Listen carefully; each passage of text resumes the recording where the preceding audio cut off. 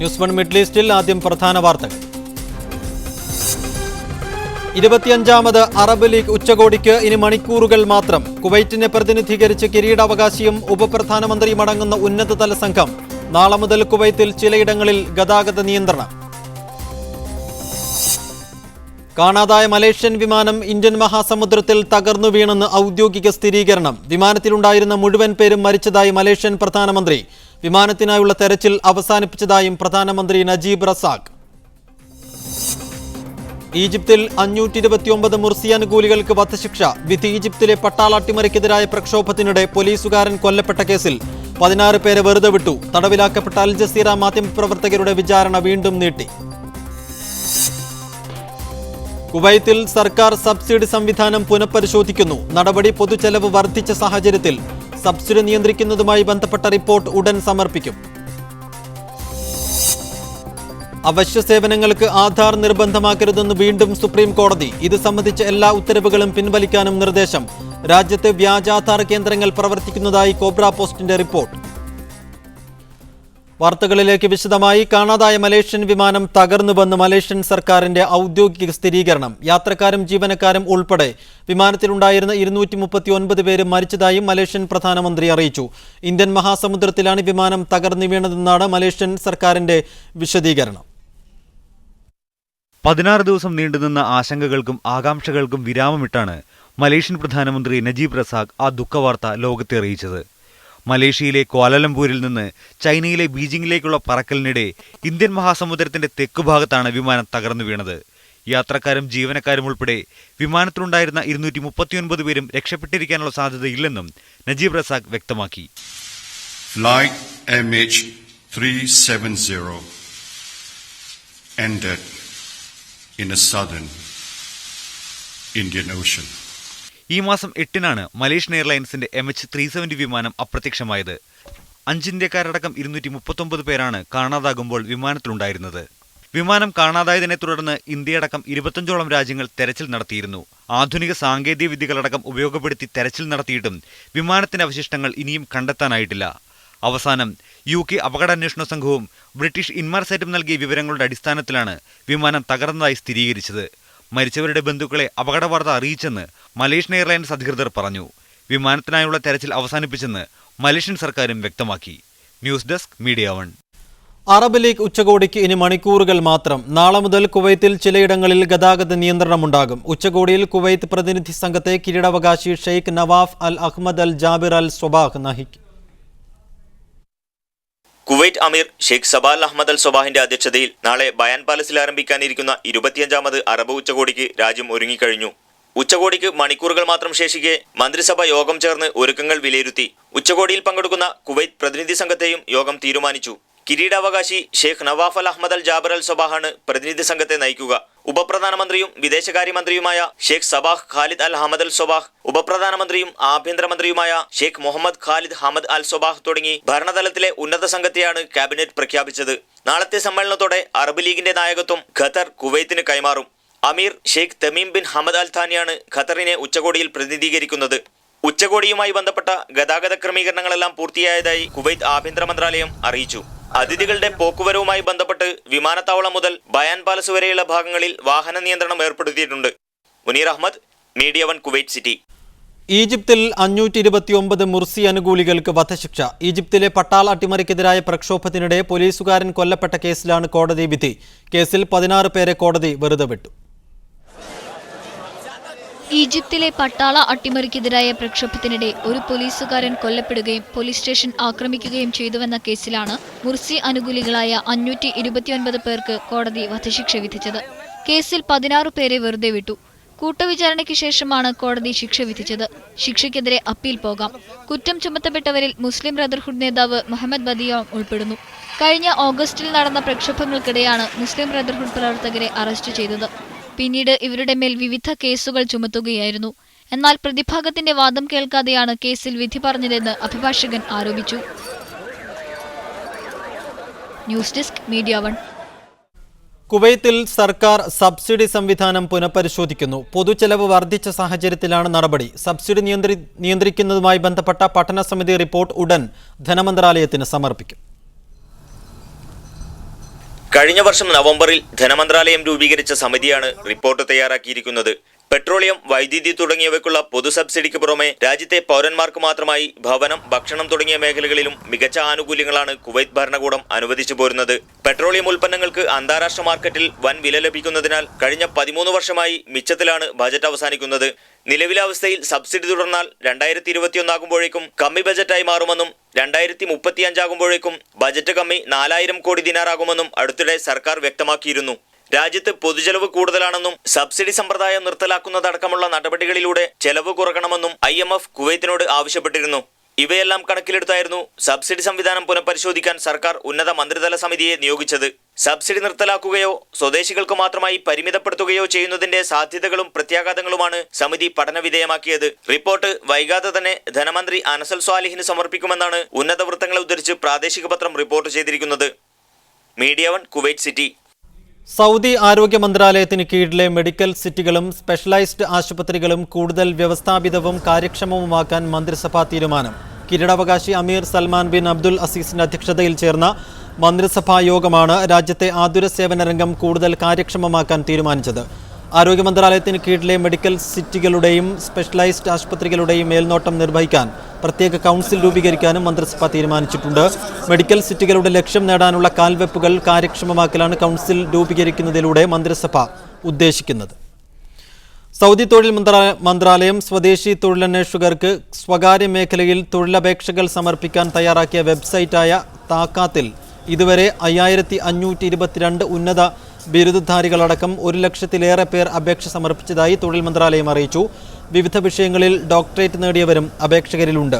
1,00,000-ഓളം പേർ കാര്യമായ വിദ്യാഭ്യാസം നേടിയിട്ടില്ലാത്തവരാണ്. സ്വകാര്യ മേഖലയിൽ തൊഴിലന്വേഷിക്കുന്ന ബിരുദധാരികളിൽ 1-ാം സ്ഥാനം ജിദ്ദയടങ്ങുന്ന മക്ക മേഖലയ്ക്കാണ്. താക്കാത്തിൽ പേര് രജിസ്റ്റർ ചെയ്തതും എന്നാൽ കാര്യമായ വിദ്യാഭ്യാസം നേടിയിട്ടില്ലാത്തവരുമായ 1,00,000-ലേറെ പേർക്ക് സ്വകാര്യ മേഖലയിൽ തൊഴിൽ കണ്ടെത്തേണ്ടതുണ്ട്. സൗദി തൊഴിൽ മന്ത്രാലയം കഴിഞ്ഞ മാസം തയ്യാറാക്കിയ താക്കാത്ത് വെബ്സൈറ്റ് തൊഴിലന്വേഷകർക്ക് ഉപകാരപ്രദമാണ്. ബഹ്റൈനിൽ സൽമാനിയയിലെ ആഭ്യന്തര മന്ത്രാലയം ഓഫീസിന് സമീപം കഴിഞ്ഞ ദിവസം കാറിൽ സ്ഫോടനമുണ്ടായ സംഭവത്തിൽ പ്രതികൾക്കായി അന്വേഷണം ഊർജിതമാക്കിയതായി പോലീസ് അറിയിച്ചു. ശനിയാഴ്ച രാത്രിയാണ് കാർ പൊട്ടിത്തെറിച്ചത്. പ്രദേശത്ത് നിന്ന് പോലീസ് തെളിവുകൾ ശേഖരിച്ചു.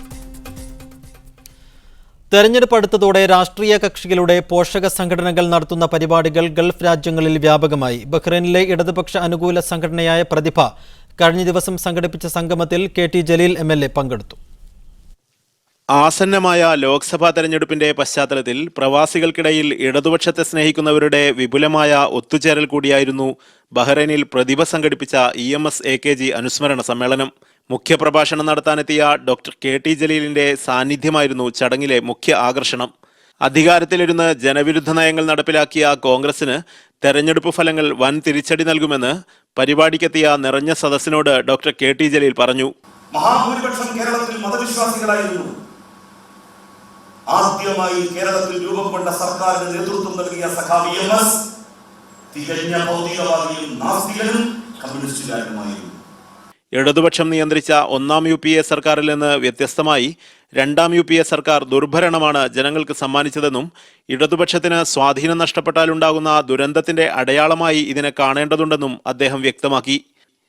Siraj Pallikkara, media 1, Bahrain. ഖത്തറിലെ ഖറാഫയിൽ കഴിഞ്ഞ മാസം ഇസ്താംബൂൾ റെസ്റ്റോറന്റിലുണ്ടായ പൊട്ടിത്തെറിയുടെ കാരണം വാതക ചോർച്ചയെന്ന് അന്വേഷണ റിപ്പോർട്ട്. ഖത്തർ ആഭ്യന്തര മന്ത്രാലയം വിളിച്ചു ചേർത്ത വാർത്താ സമ്മേളനത്തിലാണ് റിപ്പോർട്ട് പുറത്തുവിട്ടത്. റെസ്റ്റോറന്റിലെ പിസ്ത ഓവന്റെ ഗ്യാസ് പൂർണ്ണമായി പൂട്ടാതിരുന്നതാണ് അപകടത്തിന് കാരണമായത്. അപകടത്തിൽ 3 മലയാളികൾ ഉൾപ്പെടെ 11 പേർ മരണപ്പെടുകയും 35 പേർക്ക് പരിക്കേൽക്കുകയും ചെയ്തിരുന്നു. കുവൈത്ത് സിറ്റിയിലെ ക്യാപിറ്റൽ ഗവർണറേറ്റ് തൊഴിൽ വകുപ്പിൽ നാളെ മുതൽ എല്ലാ ചൊവ്വാഴ്ചകളിലും സായാഹ്ന സേവനമുണ്ടായിരിക്കുമെന്ന് തൊഴിൽ വകുപ്പ് അറിയിച്ചു. റോഡ്, പാലം, യൂണിവേഴ്സിറ്റി, ആശുപത്രികൾ പോലുള്ള വൻകിട വികസന പദ്ധതികൾ രാജ്യത്ത് പുരോഗമിച്ചുകൊണ്ടിരിക്കെ തൊഴിലാളികളുടെ വർദ്ധിച്ച ആവശ്യം പരിഗണിച്ചാണിത്. തൊഴിൽ സാമൂഹികകാര്യ മന്ത്രി ഹിന്ദ് അൽ സ്വബീഹിന്റെ പ്രത്യേക നിർദ്ദേശത്തെ തുടർന്നാണ് ഉത്തരവ്. വിസമാറ്റൽ, പുതുക്കൽ തുടങ്ങിയ കാര്യങ്ങൾ എളുപ്പമാക്കുന്നതിനു വേണ്ടിയാണ് ബന്ധപ്പെട്ട കാര്യാലയം ചൊവ്വാഴ്ച വൈകുന്നേരവും പ്രവർത്തിപ്പിക്കുന്നത്. പിടികിട്ടാപ്പുള്ളികളെ കണ്ടെത്താൻ കുവൈത്ത് ആഭ്യന്തര മന്ത്രാലയം പ്രത്യേക ദൗത്യസേനയ്ക്ക് രൂപം നൽകുന്നു. ഇന്റലിജൻസ് സ്പെഷ്യൽ ഫോഴ്സ്, കുറ്റാന്വേഷണ വിഭാഗം, പൊതുസുരക്ഷാ വിഭാഗം എന്നിവയിലെ ഉന്നത ഉദ്യോഗസ്ഥരടങ്ങുന്ന 250 അംഗ സ്പെഷ്യൽ സ്ക്വാഡ് ഉടൻ നിലവിൽ വരും. ഇത് സംബന്ധിച്ച ഔദ്യോഗിക ഉത്തരവ് ഉടൻ പ്രാബല്യത്തിൽ വരും. രാജ്യത്ത് 12,000-ലധികം പിടികിട്ടാപ്പുള്ളികളുണ്ടെന്നാണ് പോലീസ് രേഖകൾ സൂചിപ്പിക്കുന്നത്. ഇത്തരക്കാരെ പിടികൂടുന്നതിനായി മാത്രം പ്രത്യേക സേനാ വിഭാഗത്തെ നിയോഗിക്കാനാണ് ആഭ്യന്തര വകുപ്പ് ആലോചിക്കുന്നത്. കഴിഞ്ഞ ദിവസം ചേർന്ന സുരക്ഷാ വിഭാഗങ്ങളുടെ സംയുക്ത യോഗത്തിലായിരുന്നു ഇതു സംബന്ധിച്ച നിർദ്ദേശം ഉയർന്നു വന്നത്. ഇന്റലിജൻസ്, സ്പെഷ്യൽ ഫോഴ്സ്, കുറ്റാന്വേഷണ വിഭാഗം, പൊതുസുരക്ഷാ വിഭാഗം എന്നിവയിലെ ഉന്നത ഉദ്യോഗസ്ഥരടക്കം 250 പേരടങ്ങിയ പ്രത്യേക സുരക്ഷാ ഫോഴ്സിന് രൂപം നൽകുകയും സായുധ കമാൻഡോകൾ അടങ്ങുന്ന സംഘത്തിന് ആവശ്യമെങ്കിൽ വനിതാ പോലീസിന്റെ സഹായം ലഭ്യമാക്കുകയും ചെയ്യാനാണ് തീരുമാനം. കോടതി വിധിയുണ്ടായിട്ടും ഇത്രയും പേരെ നിയമത്തിന് മുന്നിൽ കൊണ്ടുവരാൻ സാധിക്കാത്തത് രാജ്യത്ത് കുറ്റകൃത്യങ്ങളും ക്രിമിനലുകളും പെരുകാൻ കാരണമാകുന്നുണ്ടെന്ന തിരിച്ചറിവിന്റെ അടിസ്ഥാനത്തിലാണ് ആഭ്യന്തര വകുപ്പ് പുതിയ രീതി പരീക്ഷിക്കുന്നത്. ആഭ്യന്തര സെക്രട്ടറി കേണൽ അബ്ദുൽ ഹമീദ് അൽ അവാദിയെ പ്രത്യേക സുരക്ഷാ വിഭാഗത്തിന്റെ മേധാവിയായി നിയമിച്ചേക്കാനാണ് സാധ്യത. നിലവിലെ ഇന്റലിജൻസ് വിഭാഗത്തിന്റെ ആസ്ഥാനം തന്നെ നിർദ്ദിഷ്ട സ്പെഷ്യൽ ഫോഴ്സിന്റെയും ആസ്ഥാനമായി തുടർന്നേക്കുമെന്നും മന്ത്രാലയ വൃത്തങ്ങൾ സൂചന നൽകി. പിടികിട്ടാപ്പുള്ളികളെ കണ്ടെത്താനുള്ള പ്രത്യേക ദൗത്യസേന രൂപീകരിച്ചുകൊണ്ടുള്ള ആഭ്യന്തരമന്ത്രിയുടെ ഉത്തരവ് ഉടനുണ്ടാകുമെന്നും ബന്ധപ്പെട്ടവർ കൂട്ടിച്ചേർത്തു. Media 1, Kuwait city. സ്ത്രീകളുടെ ലൈംഗിക ശേഷി വർദ്ധിപ്പിക്കാനെന്ന പേരിൽ ഒമാൻ വിപണിയിൽ വിറ്റഴിച്ചിരുന്ന ലേപനം ഉപഭോക്തൃ സംരക്ഷണ അതോറിറ്റി പിടിച്ചെടുത്തു. ഇവ ഇറക്കുമതി ചെയ്തയാളെ മസ്കറ്റിൽ നിന്നും അറസ്റ്റ് ചെയ്തു. സോഷ്യൽ നെറ്റ്വർക്ക് സൈറ്റുകൾ വഴി പ്രചാരണം നൽകിയാണ് ഉൽപ്പന്നം വിറ്റഴിച്ചിരുന്നത്. ഗുണമേന്മാ പരിശോധനയും മറ്റ് നിയന്ത്രണങ്ങളും ലേപനം പാലിച്ചിട്ടില്ലെന്ന് അതോറിറ്റി കണ്ടെത്തി. ആരോഗ്യം അപകടത്തിലാക്കാൻ സാധ്യതയുള്ള ഇത്തരം ലേപനങ്ങൾക്കും മരുന്നുകൾക്കുമെതിരെ ജാഗ്രത പാലിക്കണമെന്ന് അതോറിറ്റി നിർദ്ദേശിച്ചു. ഇവ സോഷ്യൽ നെറ്റ്വർക്ക് സൈറ്റിലൂടെ പ്രചരിപ്പിക്കരുതെന്നും മുന്നറിയിപ്പിൽ പറയുന്നു. കുവൈത്തിലെ സാമൂഹ്യ ജീവകാരുണ്യ പ്രവർത്തകനും കുവൈത്ത് KIG മുൻ എക്സിക്യൂട്ടീവ് അംഗവുമായിരുന്ന കണ്ണൂർ പഴയങ്ങാടി മുട്ടം സ്വദേശി SAP അൻവർ കുവൈത്തിൽ നിര്യാതനായി. 53 വയസ്സായിരുന്നു. പരേതനായ POP അബ്ദുള്ള ഹജിയുടെയും SAP സഫിയയുടെയും മകനാണ്. TMC ഫാത്തിബിയാണ് ഭാര്യ. ഫലാഹ്, ഫർഹാന, അഫ്ലഹ് എന്നിവർ മക്കളാണ്.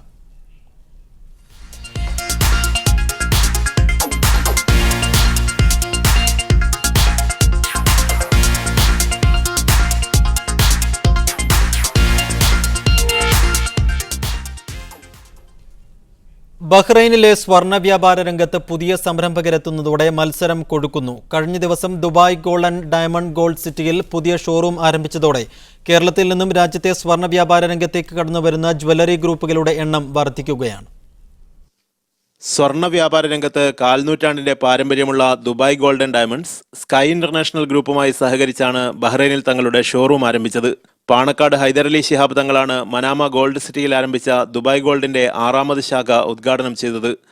സ്കൈ ഇന്റർനാഷണലിന്റെ ജ്വല്ലറി രംഗത്തെ പ്രഥമ സംരംഭം കൂടിയാണിത്.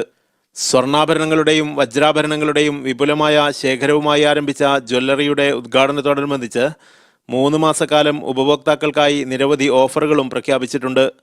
ഡയമണ്ട് വാങ്ങുന്നവർക്ക് 75% വിലക്കുറവും വിലയിൽ ഒട്ടും കുറവ് വരുത്താത്ത എക്സ്ചേഞ്ച് സൗകര്യവുമാണ് ഉദ്ഘാടനത്തോടനുബന്ധിച്ച് ഒരുക്കിയത്. എല്ലാ 100 ദിനാറിന്റെയും പർച്ചേസിന് സമ്മാന കൂപ്പൺ നൽകുകയും നറുക്കെടുപ്പിലൂടെ തെരഞ്ഞെടുക്കപ്പെടുന്ന വിജയിക്ക് നിസാൻ ജൂക്കെ സമ്മാനിക്കുകയും ചെയ്യുമെന്ന് മാനേജ്മെന്റ് വൃത്തങ്ങൾ പറഞ്ഞു. Media 1, Bahrain. വാർത്തകൾ തുടരുന്നു. സോഷ്യൽ നെറ്റ്വർക്കുകളിലൂടെയും പള്ളി മെമ്പറുകളിലൂടെയും കൗമാരക്കാരെ തീവ്രവാദത്തിന് പ്രേരിപ്പിക്കുന്നത് ശക്തമായി നിരീക്ഷിക്കുമെന്ന് സൗദി ആഭ്യന്തര മന്ത്രാലയം. അവാമിയിൽ ജർമ്മൻ എംബസി വാഹനത്തിനു നേരെ ആക്രമണം നടത്തിയവർ പിടിയിലായ സാഹചര്യത്തിലാണ് പ്രസ്താവന. സൗദി ഔദ്യോഗിക വക്താവ് മേജർ ജനറൽ മൻസൂർ അത്തുറുക്കിയാണ് ഇക്കാര്യം വ്യക്തമാക്കിയത്. സൗദി ആഭ്യന്തര മന്ത്രാലയം നേരത്തെ പുറത്തുവിട്ട തീവ്രവാദ പട്ടികയിൽ നിന്ന് പിടിക്കപ്പെട്ടവരും കീഴടങ്ങിയവരും തങ്ങൾ മറ്റുള്ളവരാൽ പ്രേരിപ്പിക്കപ്പെട്ടാണ് തീവ്രവാദ സംഘങ്ങളിൽ എത്തിയതെന്ന് തുറന്ന് സമ്മതിച്ചിരുന്നു. കൗമാരപ്രായക്കാരാണ് ഇത്തരത്തിൽ പ്രേരണയ്ക്ക് വിധേയരാകുന്നവരിൽ ഭൂരിഭാഗവും. സൗദിക്ക് പുറത്ത് പോരാട്ടത്തിന് പോയവരിൽ 25% ഇതേ അനുഭവമുള്ളവരാണ്. യുവാക്കളും കൗമാരക്കാരും ഇത്തരം പ്രേരണയ്ക്ക് വിധേയരാവരുതെന്ന് ഓർമ്മിപ്പിച്ച വക്താവ് പള്ളി മെമ്പറുകളും സോഷ്യൽ നെറ്റ്വർക്കും ശക്തമായി നിരീക്ഷിക്കുമെന്ന് ആവർത്തിച്ചു. അവാമിയ സംഭവത്തിന്റെ ഒരാഴ്ചയ്ക്ക് ശേഷം പിടിയിലായിരുന്ന അലുവൈദി എന്ന സ്വദേശി 20 വയസ്സ് പൂർത്തിയാകാത്ത കൗമാരക്കാരനാണ്. സെക്കൻഡറി വിദ്യാഭ്യാസം പോലും പൂർത്തിയാക്കാത്ത ഇദ്ദേഹം ആയുധം കൈവശം വെക്കുകയും കൊള്ളയിലും സുരക്ഷാ ഭീഷണി സൃഷ്ടിക്കുന്ന സംഭവങ്ങളിലും പങ്കാളിയാവുകയും ചെയ്തിട്ടുണ്ട്. സ്കൂൾ വിദ്യാർത്ഥികളെ പോലും ഭീഷണിപ്പെടുത്തിയ ഇദ്ദേഹത്തോടൊപ്പം മറ്റു 3 പേരും സംഘത്തിലുണ്ടെന്ന് പിടിയിലായ പ്രതി സമ്മതിച്ചതാണ്. സുരക്ഷാ ഭടന്മാർക്ക് നേരെ വെടിയുതിർത്ത സംഘം 2 സ്കൂളുകൾക്ക് നേരെയും വെടിവെക്കുകയുണ്ടായി. ഏഷ്യൻ വംശജയായ വേലക്കാരിയെ തട്ടിക്കൊണ്ടുപോയി പീഡിപ്പിച്ച സംഭവത്തിലും ഇവർക്ക് പങ്കുണ്ടായിരുന്നു. തീവ്രവാദത്തിന് പ്രേരിപ്പിക്കുന്ന സംഭവങ്ങളെ ആഭ്യന്തര മന്ത്രാലയം ഗൗരവപൂർവ്വം പിന്തുടരുമെന്നും ഔദ്യോഗിക വക്താവ് കൂട്ടിച്ചേർത്തു. അസർപുള്ളിയിൽ, മീഡിയ 1. റാസൽ ഖൈമ KMCC വനിതാ വിഭാഗം ആരോഗ്യ ബോധവൽക്കരണ ക്ലാസും സാംസ്കാരിക സമ്മേളനവും സംഘടിപ്പിച്ചു. സ്ത്രീകൾക്കായി നടത്തിയ ആരോഗ്യ ക്ലാസിന് ഡോക്ടർ ഷമീമ അബ്ദുൽ നാസർ നേതൃത്വം നൽകി. തുടർന്ന് നടന്ന സാംസ്കാരിക സമ്മേളനം KMCC national committee secretary PK Kareem ഉദ്ഘാടനം ചെയ്തു. പാം അക്ഷരജാലിക പുരസ്കാരം നേടിയ ഷബീന ഷാജഹാന് ഡോക്ടർ ഷമീമ ഉപഹാരം നൽകി. ഭൂമിക്ക് വേണ്ടി 1 മണിക്കൂർ വൈദ്യുതി വിളക്കണച്ച് നടത്തുന്ന ക്യാമ്പയിനിൽ സൗദിയും പങ്കെടുക്കും. മാർച്ച് 29 രാത്രി 8:30 മുതൽ 9:30 വരെയാണ് സൗദിയുടെ മുഖ്യ നഗരങ്ങളിൽ 1 മണിക്കൂർ വിളക്കണക്കുക. 150 രാജ്യങ്ങളിൽ നിന്ന് 7000-ലധികം നഗരങ്ങൾ പങ്കെടുക്കുന്ന ക്യാമ്പയിനിൽ തുടർച്ചയായ 5-ാം വർഷമാണ് സൗദി പങ്കെടുക്കുന്നതെന്ന് ക്യാമ്പയിൻ മേധാവി അജ്ലാൻ അൽ അജ്ലാൻ പറഞ്ഞു. ക്യാമ്പയിനിൽ പങ്കെടുക്കാൻ ഉദ്ദേശിക്കുന്ന സർക്കാർ സ്വകാര്യ സ്ഥാപനങ്ങൾ www.60ksa.org എന്ന വെബ്സൈറ്റിൽ രജിസ്റ്റർ ചെയ്യണം. മീഡിയ വണ്ണിന്റെ പ്രവാസോത്സവത്തിന് ഇനി 4 നാൾ. ഈ മാസം 28-ന് ഷാർജ ക്രിക്കറ്റ് സ്റ്റേഡിയത്തിൽ നടക്കുന്ന പരിപാടിയിൽ പങ്കെടുക്കുന്ന കലാകാരന്മാരുടെ ആദ്യ സംഘം നാളെ യാത്ര തിരിക്കും. സുഗന്ധത്തിൻ വഴികൾ തുറന്നു തന്ന കാറ്റ്, ചരിത്രത്തിൻ തലവരി എഴുതിയ കാറ്റ്. ശ്രീനിവാസൻ, ഫഹദ് ഫാസിൽ, മാമുക്കോയ, സുരാജ് വെഞ്ഞാറമൂട്, ഭാവന, രമ്യ നബീശൻ, ജാഫർ ഇടുക്കി തുടങ്ങി മലയാളത്തിന്റെ പ്രിയ താരനിര. സാമൂഹ്യ സാംസ്കാരിക രംഗങ്ങളിലെയും പ്രവാസ ലോകത്തെയും പ്രമുഖർ. ഒപ്പം കാഴ്ചയുടെ ദൃശ്യവിരുന്ന് ആസ്വദിക്കാനെത്തുന്ന പ്രവാസ ലോകത്തെ ആയിരങ്ങൾ. പ്രവാസോത്സവത്തിന്റെ ഒരുക്കങ്ങളുടെ അവസാന മിനുക്കുപണിയിലാണ് അണിയറക്കാർ. പ്രവാസ ജീവിതത്തിന്റെ വൈവിധ്യങ്ങളുടെ സമന്വയം കൂടിയാവും പ്രവാസോത്സവം.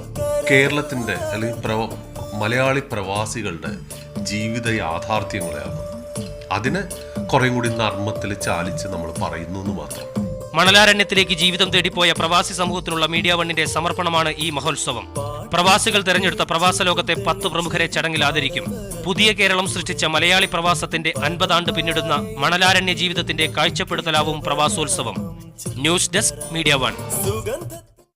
ഈജിപ്തിൽ തടവിലാക്കപ്പെട്ട അൽ ജസീറ ചാനലിലെ മാധ്യമപ്രവർത്തകരുടെ വിചാരണ പട്ടാള കോടതി വീണ്ടും നീട്ടി. കഴിഞ്ഞ ഡിസംബർ 29-ന് ഈജിപ്തിൽ ഡ്യൂട്ടിയിലായിരിക്കെയാണ് 3 മാധ്യമപ്രവർത്തകർ അറസ്റ്റിലായത്. തെറ്റായ വാർത്തകൾ പ്രചരിപ്പിക്കുന്നു, മുസ്ലിം ബ്രദർഹുഡിനെ സഹായിക്കുന്നു എന്നീ കുറ്റങ്ങൾ ആരോപിച്ചാണ് അൽ ജസീറ ചാനലിലെ 3 മാധ്യമപ്രവർത്തകരെ ഈജിപ്തിലെ പട്ടാള ഭരണകൂടം തടവിലാക്കിയത്. ഓസ്ട്രേലിയക്കാരനായ പീറ്റർ ഗ്രേസ്റ്റെ, കനേഡിയൻ ഈജിപ്ഷ്യൻ വംശജനായ മുഹമ്മദ് ഫഹ്മി, ബെഹർ മുഹമ്മദ് എന്നിവർ 2.5 മാസമായി വിചാരണ കൂടാതെ തടവിൽ കഴിയുകയാണ്. തുടർച്ചയായി 3-ാം തവണയാണ് ഇവരുടെ വിചാരണ മാറ്റിവെക്കുന്നത്. ഇതേ തുടർന്ന് ഏപ്രിൽ 19-ന് ആഗോള പ്രതിഷേധ ദിനം ആചരിക്കാൻ അൽ ജസീറ ചാനൽ ആഹ്വാനം ചെയ്തു. അതിനിടയിലാണ് പട്ടാള ഭരണകൂടം വീണ്ടും വിചാരണ നീട്ടിയത്. കെട്ടിച്ചമച്ച കേസുകൾക്ക് പ്രോസിക്യൂഷൻ എത്ര ശ്രമിച്ചാലും തെളിവുകൾ ഹാജരാക്കാൻ സാധ്യമല്ലെന്ന് തടവുകാരുടെ ബന്ധുക്കൾ പറഞ്ഞു. More importantly, I'm hoping that another court date gets set down sooner rather than later. ഈജിപ്തിൽ ഇപ്പോൾ നടക്കുന്നത് മാധ്യമ വിചാരണയാണെന്ന് ഖത്തറിലെ അൽ ജസീറ മേധാവികൾ ആരോപിച്ചു. അതേസമയം മാധ്യമ സ്വാതന്ത്ര്യത്തെയല്ല, മറിച്ച് നിയമവിരുദ്ധ പത്രപ്രവർത്തനത്തെയാണ് തങ്ങൾ എതിർക്കുന്നതെന്നാണ് ഈജിപ്തിന്റെ വിശദീകരണം. മുൻ പ്രസിഡന്റ് മുഹമ്മദ് മുർസിയുടെ അനുകൂലികളായ 529 പേരെ വധശിക്ഷയ്ക്ക് വിധിച്ച ദിവസം തന്നെയാണ് മാധ്യമപ്രവർത്തകരുടെ വിചാരണ നീട്ടിയതും. Mujeeb Rahman, Media One, Doha. റിയാദിൽ നിന്നുള്ള എയർ ഇന്ത്യയുടെ വിമാന സമയത്തിൽ അഴിച്ചുപണി. ഇത് സംബന്ധിച്ച പുതിയ ഷെഡ്യൂൾ പുറത്തിറങ്ങി. തിരുവനന്തപുരം സർവീസ് രാത്രിയിൽ തുടരും. ഏപ്രിൽ മധ്യത്തോടെ റിയാദ് കരിപ്പൂർ സർവീസ് താൽക്കാലികമായി റദ്ദാക്കും. പ്രതിവാരം കേരളത്തിലേക്കുള്ള 5 സർവീസുകളുടേതുൾപ്പെടെ റിയാദിൽ നിന്നുള്ള 15 സർവീസുകളുടെയും സമയം മാറ്റിക്കൊണ്ടാണ് എയർ ഇന്ത്യയുടെ പുതിയ വേനൽക്കാല ഷെഡ്യൂൾ പുറത്തിറങ്ങിയത്. റിയാദ് തിരുവനന്തപുരം റൂട്ടിൽ ബുധൻ വെള്ളി ദിവസങ്ങളിൽ പുലർച്ചെ 6-ന് റിയാദിൽ നിന്ന് പുറപ്പെട്ട ഉച്ചയ്ക്ക് 1:10 എത്തിയിരുന്ന എയർ ഇന്ത്യയുടെ വിമാനം ഏപ്രിൽ മാസം മുതൽ വൈകിട്ട് 3:45-നാണ് റിയാദിൽ നിന്ന് പുറപ്പെട്ട് രാത്രി 8:50 തിരുവനന്തപുരത്തെത്തുക. ഇതോടെ തിരുവനന്തപുരം അന്താരാഷ്ട്ര വിമാനത്താവളത്തിലെ നവീകരണ പ്രവർത്തനങ്ങളുടെ ഭാഗമായി റിയാദ് തിരുവനന്തപുരം റൂട്ടിലെ വിമാന ഷെഡ്യൂൾ താളം തെറ്റുമെന്ന ആശങ്കകൾ ഇല്ലാതായി. അതേസമയം കരിപ്പൂർ വിമാനത്താവളത്തിലെ അറ്റകുറ്റപ്പണികൾ കാരണം റിയാദിൽ നിന്ന് കരിപ്പൂരിലേക്കുള്ള 3 വിമാന സർവീസുകൾ അടുത്ത മാസം മധ്യത്തോടെ താൽക്കാലികമായി പിൻവലിച്ചേക്കും.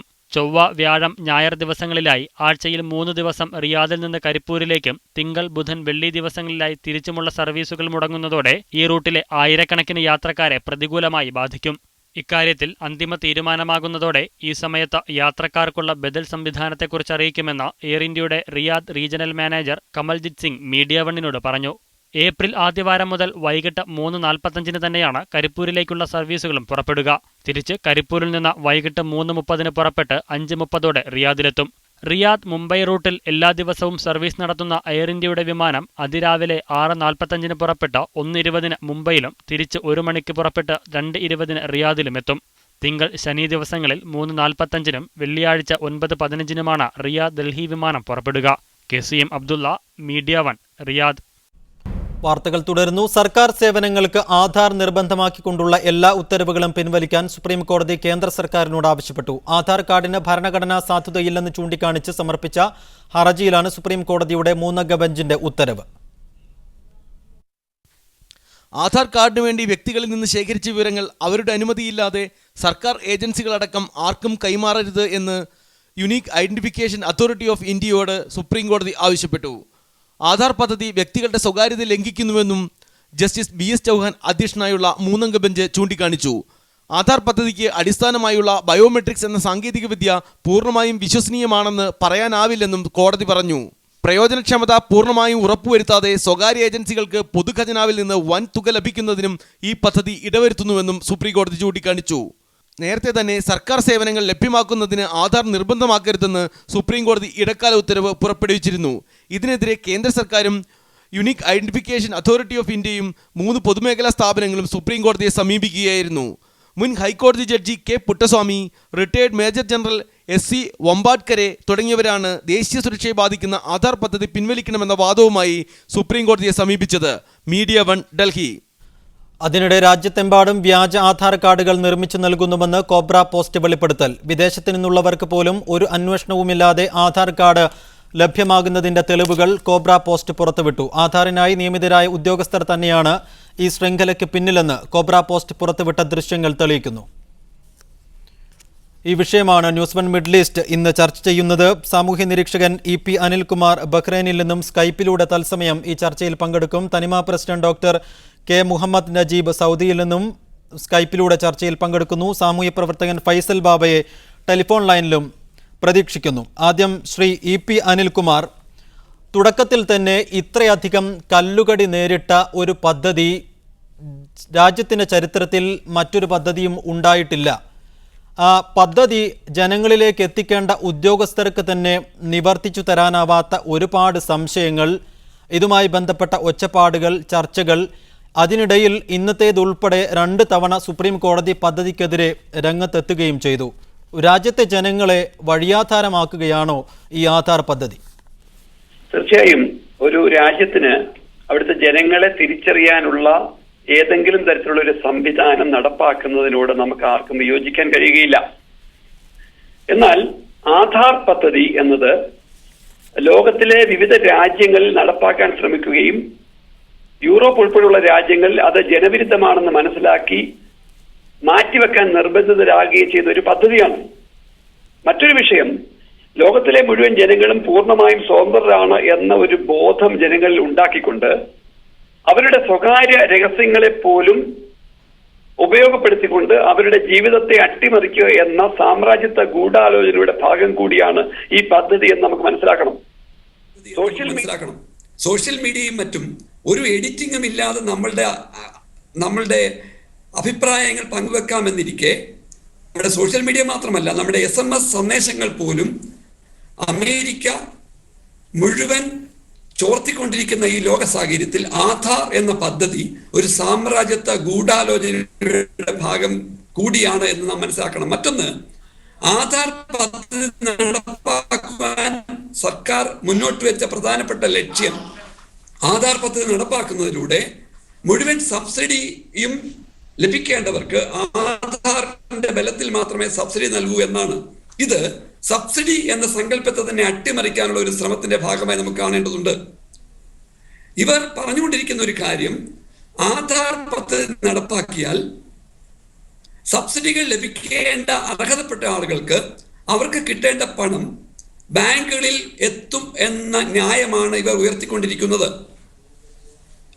ഇന്ത്യയുടെ പ്രത്യേക സാഹചര്യത്തിൽ ഇന്ത്യയിലെ 70% ആളുകളും ബാങ്കിന് അകലെയാണെന്നിരിക്കെ, ബാങ്കിൽ അക്കൗണ്ടുകൾ ഇല്ല എന്നിരിക്കെ, ജനങ്ങളുടെ സബ്സിഡി എന്ന അവകാശത്തെ അട്ടിമറിക്കുക എന്ന ലക്ഷ്യം കൂടി ആധാറിന്റെ പിന്നിലുണ്ട്. അതുകൊണ്ട് ആധാർ എന്ന് പറയുന്ന പദ്ധതി ഒരേ സമയം ഇന്ത്യൻ ജനങ്ങളുടെ സ്വകാര്യതയിലേക്കുള്ള സാമ്രാജ്യത്തിന്റെ കടന്നുകയറ്റത്തിന് എല്ലാ അവസരവും ദേശീയ സർക്കാർ ചെയ്തുകൊണ്ടിരിക്കുമ്പോൾ തന്നെ ജനങ്ങളുടെ സബ്സിഡി എന്ന സങ്കല്പത്തെ പൂർണ്ണമായി അട്ടിമറിക്കുക എന്ന ഗൂഢാലോചനയും ഇതിലുണ്ട്. അതുകൊണ്ട് ഇത് ആഗോളവൽക്കരണത്തിന്റെ ഏറ്റവും അപകടകരമായ ഒരു ഉൽപ്പന്നമായി ആധാർ കാർഡിനെ നാം കാണേണ്ടതുണ്ട്. റൈറ്റ്. ശ്രീ ഫൈസൽ ബാവ, പലതരത്തിലുള്ള ആക്ഷേപങ്ങളാണ് ആധാർ പദ്ധതിക്കെതിരെ ഉയരുന്നത്. ഇപ്പോൾ EP അനിൽകുമാർ സൂചിപ്പിച്ചതുപോലെ സാമ്രാജ്യത്വ ശക്തികൾക്ക് രാജ്യത്തിന്റെ സ്വകാര്യതയിലേക്ക് കടന്നു വരാനുള്ള വഴിയൊരുക്കുന്നു. രാജ്യത്ത് സബ്സിഡി സംവിധാനം നിർത്താനുള്ള ഗൂഢാലോചന ഇതിന് പിന്നിലുണ്ട്. അങ്ങനെ പലതരത്തിലുള്ള ആക്ഷേപങ്ങൾ പദ്ധതിക്കെതിരെ ഉയർന്നു വരുന്നു. താങ്കൾക്ക് എന്താണ് ഈ വിഷയത്തിൽ തോന്നുന്നത്? അനിൽകുമാർ പറഞ്ഞതിനോട് പൂർണ്ണമായി യോജിക്കുന്നത് ഒരു ആഗോളവൽക്കരണത്തിന്റെ ഒരു വലിയൊരു ഭാഗം തന്നെയാണ്. ഇതിൽ സംശയം ജനിപ്പിക്കുന്നത് ഈ CIA-യുമായിട്ടുള്ള ബന്ധം ടൈംസ് പുറത്തുവിട്ടതാണ്, എക്കണോമിക് ടൈംസ് പുറത്തുവിട്ടതാണ്. അതിനൊരു പ്രധാന കാരണം MongoDB എന്നുള്ള സോഫ്റ്റ്വെയർ, ഒരു കമ്പനിയുടെ സോഫ്റ്റ്വെയർ ആണ് പ്രാഥമിക വിഷയങ്ങൾക്ക് ഉപയോഗിച്ചു എന്ന് ഇവർ തന്നെ സമ്മതിച്ച കാര്യമാണ്. ഇതിന്റെ ഉദ്യോഗസ്ഥർ തന്നെ സമ്മതിച്ച ഒരു കാര്യമാണ്. മാത്രമല്ല, ഇതിന്റെ ചീഫ് എക്സിക്യൂട്ടീവ് മാക്സ് ചേട്ടനായിട്ടുള്ള കൂടിക്കാഴ്ച നടത്തിയിട്ടുണ്ടെന്ന് ഇവർ തന്നെ സമ്മതിച്ച കാര്യമാണ്. അപ്പോൾ എന്തിനായിരുന്നു ഇന്ത്യയിലത്തെ ഒരു ആവശ്യത്തിന് വേണ്ടി ഒരു CIA ആയിട്ടുള്ള ഒരു ബന്ധം എന്തിന്? ഇപ്പൊ പ്രത്യേകിച്ച് നമുക്ക് CIA എപ്പോഴും സംശയത്തിന്റെ മുൻനിരയിൽ നിർത്തുന്ന ഒരു പ്രധാനപ്പെട്ട ഒരു ലോകത്തെ തന്നെ ഏറ്റവും പ്രധാനപ്പെട്ട ചാരസംഘടനയുടെ ഉദ്യോഗസ്ഥരുമായിട്ട്, അവരുമായി ബന്ധപ്പെട്ട ആൾക്കാരുമായിട്ട് എന്തിനായിരുന്നു ആധാറിന്റെ ഉദ്യോഗസ്ഥർ ബന്ധപ്പെട്ടത്? ഒരു പ്രധാനപ്പെട്ട ഒരു ചോദ്യം അതാണ്. 2, കോബ്ര പോസ്റ്റിന്റെ വെളിപ്പെടുത്തല്, കണ്ടെത്തല്, ഇത് സുരക്ഷ. അതായത് ഇവർ പറയുന്ന ഒരു ന്യായങ്ങളും, അതായത് ഇതിന്റെ സുരക്ഷയെ പറയുന്ന ഒരു ന്യായങ്ങളും ഇന്ത്യയിൽ പ്രായോഗികവൽക്കരിക്കാൻ സാധ്യമല്ല എന്ന തരത്തിലാണ് ഇതിനോട് ബന്ധപ്പെട്ട ഉദ്യോഗസ്ഥർ തന്നെ ചെയ്ത കാര്യങ്ങൾ. അത് വളരെ കൃത്യമായിട്ട് കോബ്ര പോസ്റ്റ് വെളിപ്പെടുത്തിയ കാര്യങ്ങളാണ്. അപ്പൊ ഇത്തരം കാര്യങ്ങളെല്ലാം തന്നെ വളരെ കൃത്യമായി നമ്മുടെ ഡാറ്റകൾ CIA-ക്കും FBI-ക്കും കൈമാറാനുള്ള എഡ്വേർഡ് സ്നോഡന്റെ പല വെളിപ്പെടുത്തലുകളും നമുക്കിതിനോട് കൂട്ടിവായിക്കാൻ പറ്റുന്ന കാര്യങ്ങളാണ്. ഇത് വളരെ അപകടകരം എന്ന് മാത്രമല്ല ഒരു ജനതയെ മുഴുവൻ ഒറ്റിക്കൊടുക്കുന്നതിന് തുല്യമാണ്. റൈറ്റ്. മുസ്തഫ എന്നൊരു പ്രേക്ഷകൻ ചർച്ചയിൽ പങ്കെടുക്കുന്നു. മുസ്തഫ, പറഞ്ഞോളൂ. ഹലോ, താങ്കളുടെ അഭിപ്രായം പറയാം. ഹലോ. പിന്നെ ആധാർ എന്തിനാണ് വെറുതെ ആവശ്യമില്ലാത്തൊരു സംഗതിയല്ല ആധാർ എന്ന് പറഞ്ഞാൽ.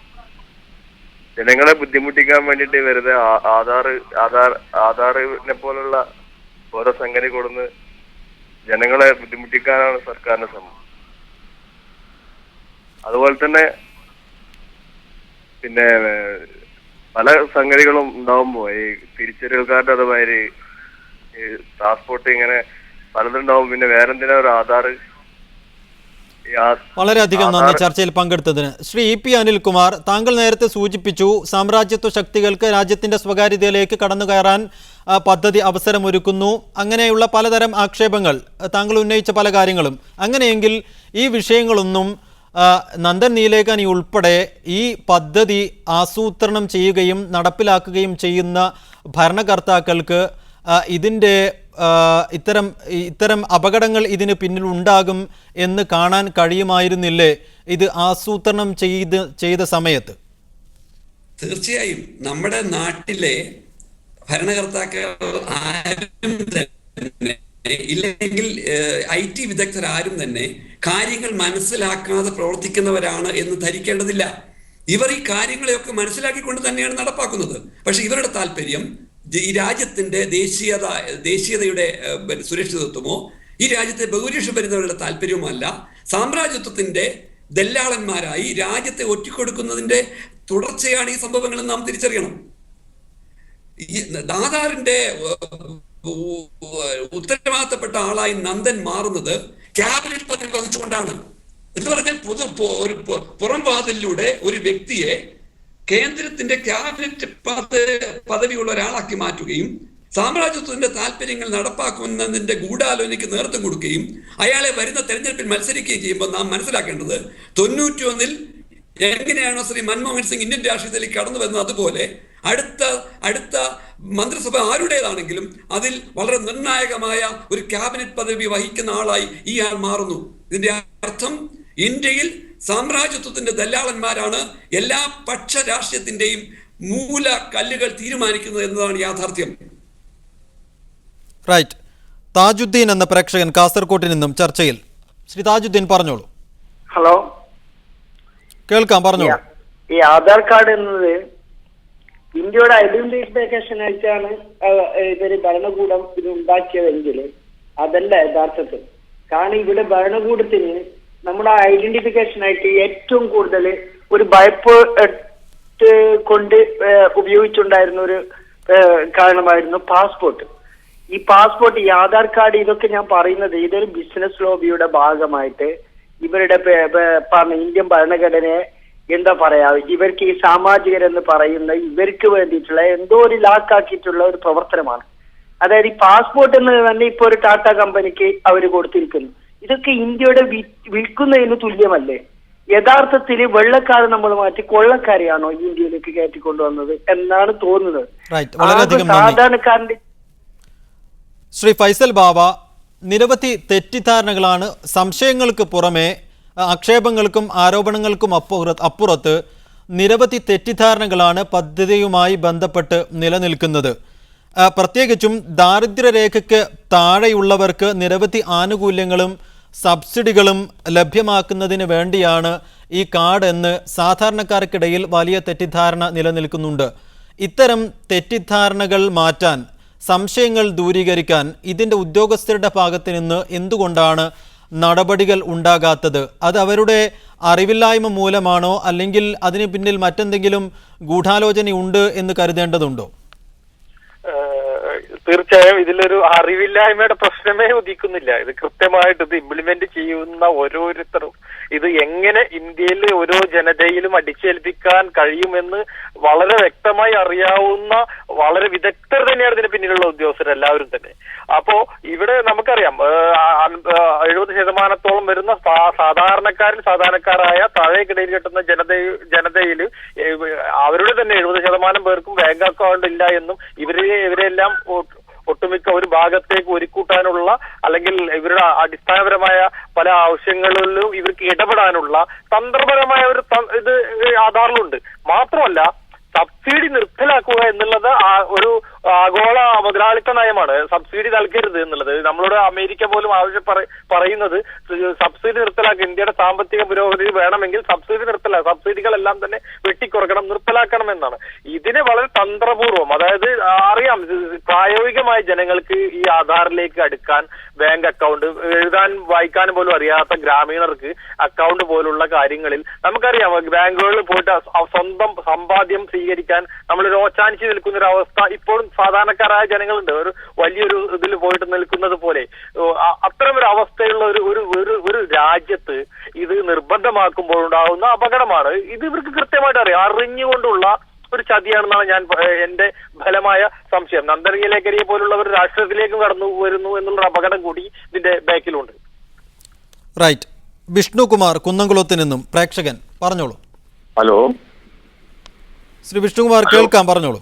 ഹലോ, അതെ, ഈ ആധാർ പറഞ്ഞത് എന്തിനുള്ളാണിത്? ഹലോ, കേൾക്കാം, താങ്കളുടെ അഭിപ്രായം പറഞ്ഞോളൂ. ഹലോ, അതെ, ഈ ആധാർ പറഞ്ഞത് ഈ ഗ്യാസിന് വേണ്ടിട്ട് ഇപ്പൊ ഇറക്കില്ലാണ് ഈ ആധാർ കാർഡ്. വളരെയധികം നന്ദി ശ്രീ വിഷ്ണുകുമാർ ചർച്ചയിൽ പങ്കെടുത്തതിന്. ശ്രീ ഇ പി അനിൽകുമാർ, അങ്ങനെയെങ്കിൽ സാമ്രാജ്യത്വ ശക്തികൾക്ക് ഗൂഢ ലക്ഷ്യങ്ങളുമായി രാജ്യത്തിൻ്റെ സാമ്പത്തിക സാമൂഹിക മേഖലകളിലേക്ക് കടന്നു കയറാനുള്ള ഒരു ശ്രമമാണെങ്കിൽ അത്തരം ശക്തികൾ ഏതെങ്കിലും ചില രാഷ്ട്രീയ പാർട്ടികളെ കൂട്ടുപിടിച്ചാണ് ഈ ശ്രമം നടത്തുന്നത് എന്ന് സംശയിക്കേണ്ടതുണ്ടോ? മറ്റൊരു കാര്യം കൂടി പറയട്ടെ. ഈ ആധാർ കാർഡ് അവലംബിക്കുന്ന രീതി ബയോമെട്രിക് സിസ്റ്റം എന്ന രീതി അവലംബിച്ചുകൊണ്ടാണ് ഈ കാർഡ് രംഗത്ത് വരാൻ തയ്യാറെടുത്തുകൊണ്ടിരുന്നത്. ഈ ബയോമെട്രിക് സിസ്റ്റത്തിന്റെ ഏറ്റവും വലിയ അപകടം അതിന്റെ ഒരു പ്രാഥമിക ഘട്ടത്തിലായി ആണ് ആധാറെങ്കിലും അതിന്റെ രണ്ടാമത്തെ ബയോമെട്രിക് സിസ്റ്റത്തിലേക്ക് കടന്നാൽ ഒരാളുടെ കണ്ണിന്റെ കൃഷ്ണമണിയുടെ ഇല്ലെങ്കിൽ അയാളുടെ വിരലിന്റെ അടയാളങ്ങൾ ഇല്ലെങ്കിൽ അയാളുടെ തലച്ചോറിന്റെ സ്കാനിങ് ചിത്രങ്ങളൊക്കെ വെച്ചുകൊണ്ട് ഒരാളുടെ മുഴുവൻ രേഖകളും ഏത് സർക്കാർ സംവിധാനത്തിനും രേഖപ്പെടുത്തുവാനും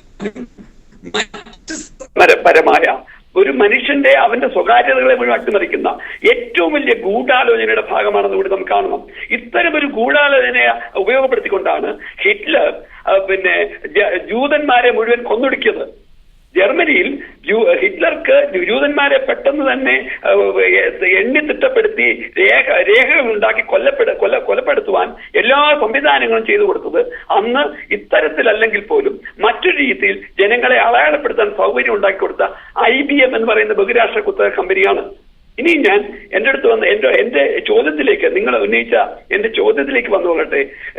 രാജ്യത്തിന്റെ സബ്സിഡികൾ അട്ടിമറിക്കുക എന്നത് നേരിട്ട് ജനങ്ങളോട് പറഞ്ഞ് ബോധ്യപ്പെടുത്താൻ കഴിയുന്ന ഒരു കാര്യമില്ല. ജനങ്ങൾ പ്രതിഷേധിക്കും. അതുകൊണ്ട് അവർ കണ്ടെത്തിയ ഒരു മാർഗമാണ് നിങ്ങളുടെ സബ്സിഡികൾ പണമായി നിങ്ങളുടെ ബാങ്ക് അക്കൗണ്ടിൽ വരാമെന്നുള്ളത്. നാം മനസ്സിലാക്കേണ്ടത് ഇന്ത്യയിൽ 1 ലക്ഷം ആളുകൾക്ക് ഒരു ബാങ്ക് മാത്രമേ ഉള്ളൂ. 1 ലക്ഷം ആളുകൾക്ക് ഒരു ബാങ്ക് ഉള്ള ഇന്ത്യയിൽ 40% വരുന്ന ഏകദേശം 45 കോടിയോളം വരുന്ന ഈ ഇന്ത്യക്കാരുടെ സബ്സിഡികൾ ബാങ്ക് വഴി വിതരണം ചെയ്യുക എന്ന് പറഞ്ഞാൽ അതിന്റെ അർത്ഥം എല്ലാ സബ്സിഡികളെയും അട്ടിമറിക്കുക എന്നതാണ്. മറ്റൊന്ന്, ഇത്തരത്തിലൊരു പരീക്ഷണം രാജസ്ഥാനിലെ മണ്ണെണ്ണ വിതരണത്തിൽ നടപ്പാക്കി. 50 രൂപ വിലയുള്ള മണ്ണെണ്ണ അവർ 50 രൂപയ്ക്ക് വാങ്ങുകയും സബ്സിഡിയായി 35 രൂപ അവരുടെ അക്കൗണ്ടിലേക്ക് വരികയും ചെയ്യാൻ നടത്തിയ ശ്രമം പരിപൂർണമായും പരാജയമായിരുന്നു. ഇനി മറ്റൊരു കാര്യം, ഇതിൽ നിന്ന് അർത്ഥമാക്കേണ്ടത് സബ്സിഡികളെ മുഴുവൻ അട്ടിമറിക്കുക എന്ന ഗൂഢശ്രമത്തിന്റെ ഭാഗമായിട്ടാണ് ആധാർ കാർഡിന്റെ അടിസ്ഥാനത്തിൽ നിങ്ങളുടെ സബ്സിഡികൾ നിങ്ങളുടെ ബാങ്കുകളിൽ എത്തുമെന്ന് പറയുന്നത്. മറ്റൊന്ന്, നമ്മുടെ മാർക്കറ്റിനെ പൂർണ്ണമായും ബഹുരാഷ്ട്ര കുത്തകകൾക്കും റിലയൻസ് പോലെയുള്ള ഭക്ഷ്യമേഖല ഇടപെടുന്നവർക്കും വിട്ടുകൊടുക്കുക എന്ന ഗൂഢാലോചനയുമുണ്ട്. എന്നോട് ചോദിച്ച ചോദ്യത്തിന്റെ രണ്ടാമത്തെ ഭാഗത്തിലേക്ക് വന്നാൽ, ഇതിന്റെ പിന്നിൽ ഇന്ത്യയിലെ എല്ലാ രാഷ്ട്രീയ പാർട്ടികളെയും സാമ്രാജ്യത്വം വിലക്കെടുത്തു എന്നുള്ളതാണ് നാം അഭിമുഖീകരിക്കുന്ന ഏറ്റവും വലിയ രാജ്യത്തിന്റെ ദുരന്തം. ഇടത് വലത് ഹൈന്ദവ വർഗീയ കക്ഷികളെ മുഴുവൻ തന്നെ ഒരേ അർത്ഥത്തിൽ സാമ്രാജ്യത്വത്തിന് വിലക്കെടുക്കാൻ കഴിഞ്ഞതുകൊണ്ടാണ് ആധാറിനെതിരെ ശക്തമായ നിലപാട് ഉയർത്തുവാൻ ഇന്ത്യയിലെ ഒരു രാഷ്ട്രീയ പാർട്ടിക്കും കഴിയാതിരുന്നത്. ഇത് തിരിച്ചറിയാനുള്ള ഇച്ഛാശക്തി ഇന്ത്യയിലെ ജനങ്ങൾ കാണിച്ചില്ലെങ്കിൽ നമ്മുടെ സ്വാതന്ത്ര്യം പൂർണ്ണമായി നമുക്ക് കൈമോശം വരും എന്ന് ഇനിയെങ്കിലും നാം തിരിച്ചറിയേണ്ടതുണ്ട്. റൈറ്റ്. ദുബായിൽ നിന്നും സലീം എന്ന പ്രേക്ഷകൻ. സലീം, പറഞ്ഞോളൂ. ഹലോ, കേൾക്കാം, പറഞ്ഞോളൂ. ഹലോ ഹലോ സലീം, താങ്കൾക്ക് കേൾക്കാമോ? ഹലോ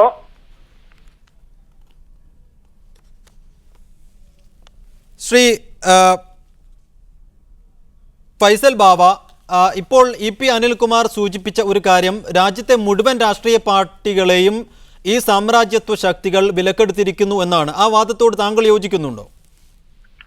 തീർച്ചയായും. ഇപ്പോ ഇന്ത്യയിലെ ഏറ്റവും പ്രധാനപ്പെട്ട 2 കക്ഷികൾ, ഒന്ന് കോൺഗ്രസും ഒന്ന് BJPയും ആണല്ലോ. അത് ഇപ്പോ ഈ ഭരണം വരുന്നു എങ്കിൽ തന്നെ ഈ 2 കക്ഷികൾ ആരെങ്കിലും നയിക്കുന്ന ഒരു മുന്നണിയോ അല്ലെങ്കിൽ ഒരു കക്ഷിയോ ആവാനാണ് ഇന്ത്യയിലെ ഭരണം കൈമാറാൻ സാധ്യതയുള്ളതും. ഇവർ 2 പേരും കൃത്യമായ കോർപ്പറേറ്റ് ശക്തികളുടെ ദല്ലാളുമാരാണ് എന്നുള്ള കാര്യത്തിൽ സംശയമൊന്നുമില്ല. പിന്നെ വരുന്നത് ഇടതുപക്ഷ കക്ഷികളാണ്. കക്ഷികളുടെ കാര്യത്തിൽ ഇവർ വ്യക്തമായ പല കാര്യങ്ങളും ശക്തമായ തീരുമാനങ്ങൾ എടുക്കുന്നില്ല, നയങ്ങൾ എടുക്കുന്നില്ല. ഈ ഒരു അഭാവം ഇന്ത്യൻ ജനതയെ ബാധിക്കുന്നുണ്ട് എന്നുള്ളതിന് ഏറ്റവും വലിയ തെളിവാണ് ഒരു ബദൽ വേണമെന്ന് ജനത ആഗ്രഹിക്കുന്നത്. ഒരു രാഷ്ട്രീയ ബദൽ വേണമെന്ന് ജനത ആഗ്രഹിക്കുന്നതിന്റെ ഒരു പ്രധാന കാരണം അത്തരം ഒരു ബദൽ അന്വേഷണത്തിന് മുതിരുന്നതിന്റെ ഒരു ലക്ഷണം തന്നെ ഇവരൊന്നും വിശ്വസിച്ചെടുക്കാൻ കഴിയുന്നില്ല എന്നുള്ളത് സത്യമാണ്. പിന്നെ അതിൽ എനിക്ക് പറയാനുള്ള മറ്റൊരു അപകടം, ഇതിപ്പോ കുറച്ചു മുമ്പ് നമ്മുടെ പ്രസ് കൗൺസിൽ അംഗം അരുൺകുമാറിന് ഉന്നയിച്ച ഒരു പരാതി ഉണ്ടായിരുന്നു. മാധ്യമ പ്രവർത്തകരുടെ ശബ്ദത്തിലൂടെ തിരിച്ചറിയൽ ശ്രമം നടത്തിയത്. ഇത്തരത്തിലുള്ള എല്ലാ അർത്ഥത്തിലും ഉള്ളൊരു ഒരു അന്വേഷണം, അത് നമ്മളെ കുറിച്ചിട്ട് ഓരോ വ്യക്തികളെ കുറിച്ചുള്ള ഒരു അന്വേഷണം എന്തിനാണ് എന്നുള്ളത് ഈ അനിൽകുമാർ സൂചിപ്പിച്ച പോലെ മാർക്കറ്റിനെ വ്യക്തമായി ഉപയോഗിക്കാൻ വേണ്ടിയിട്ട് തന്നെയാണ്. അപ്പോ ഇതിനെല്ലാം ഈ രാഷ്ട്രീയ പ്രവർത്തനത്തിന്റെ Right. ഒരു ഞാൻ പ്രത്യുൽപാദനമാണ് താങ്കളിലേക്ക് മടങ്ങി വരാം. ജിദ്ദയിൽ നിന്നും ഉസ്മാൻ എന്ന പ്രേക്ഷകൻ കൂടി ചേരുന്നു. ശ്രീ ഉസ്മാൻ, പറഞ്ഞോളൂ.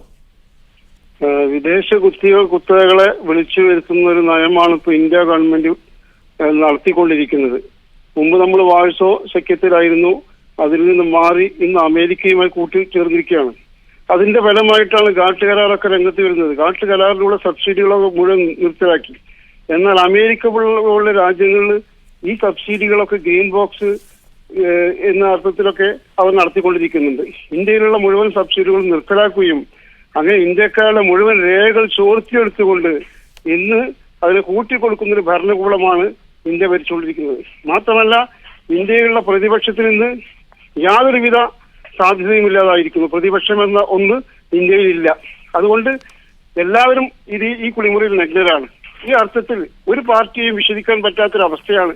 ഒരു പുതിയ രാഷ്ട്രീയ മാറ്റത്തിന് വേണ്ടി വളരെയധികം നന്ദി. ശ്രീ ഇ പി അനിൽകുമാർ, അവശ്യ സേവനങ്ങൾക്ക് ആധാർ നിർബന്ധമാക്കരുത് എന്നാണ് ഇന്ന് സുപ്രീം കോടതി സുപ്രധാനമായ ഒരു വിധിയിലൂടെ പറഞ്ഞിരിക്കുന്നത്. രണ്ടാമത്തെ തവണയാണ് ആധാറിനെതിരെ സുപ്രീം കോടതി രംഗത്ത് വരുന്നത്. ഈ ഒരു പശ്ചാത്തലത്തിൽ ആധാറിന്റെ ഇനിയുള്ള ഭാവി എന്താണ്?